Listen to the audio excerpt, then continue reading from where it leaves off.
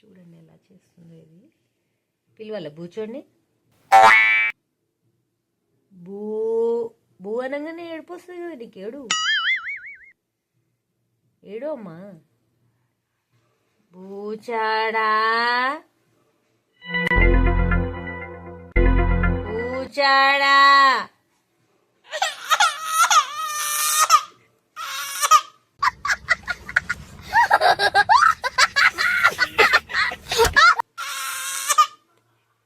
పోనీలే పోనీ. రావద్దు లేరా, నువ్వు రావద్దు. ఏమనుకుంటున్నావు అసలు నీ గురించి? అంటే ఇప్పుడు రాత్రి అంతా నిద్ర పోకుండా ఉండాలనే కదా నీ ఉద్దేశం? నీ ఎజెండా అదే కదా, నైట్ ఎజెండా. నీ నైట్ ఎజెండా అదే కదా.